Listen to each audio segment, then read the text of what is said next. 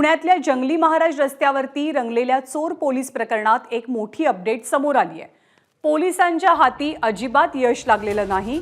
चोर पोलिसांच्या हातावरती तुरी देऊन निसटल्याचं चित्र पाहायला मिळालं।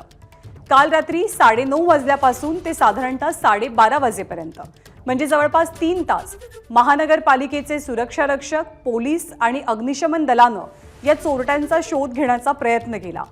23 मजले पालथे घातले, पण तरीही एकही चोर पोलिसांना काही सापडला नाही।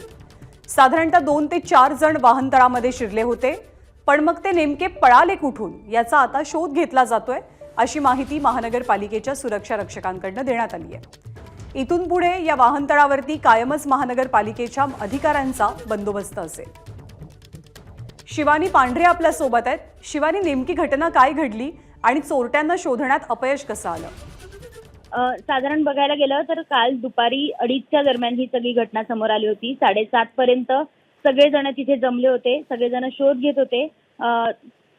कोणालाच हे सगळे सापडले नाही। 11, 11:30 वाजता साधारण ही सगळी शोध मोहीम पुन्हा एकदा सुरू करण्यात आली। महापालिकेचे सगळे अधिकारी, पशुरक्षा रक्षक, त्याच्यानंतर पोलीस आणि अग्निशमन दलाच्या सगळ्या अधिकाऱ्यांनी वर जाऊन साधारण 23 मजले छानून काढले, पण एकही चोर या ठिकाणी सापडला नाही। याच इमारतीच्या, याच वाहनतळाच्या बाजूला लागून मेट्रो स्टेशन पण आहे।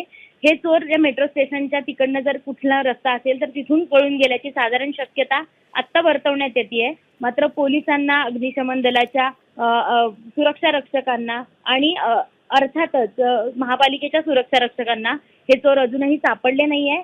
पण यानंतर, या सगळ्या घडामोडीनंतर किंवा या घटनेनंतर 24 तास या ठिकाणी महापालिकेच्या सुरक्षा रक्षकांचा पहारा असणार आहे आणि ते या ठिकाणी लक्ष ठेवून असणार आहे। धन्यवाद शिवानी या माहितीबद्दल।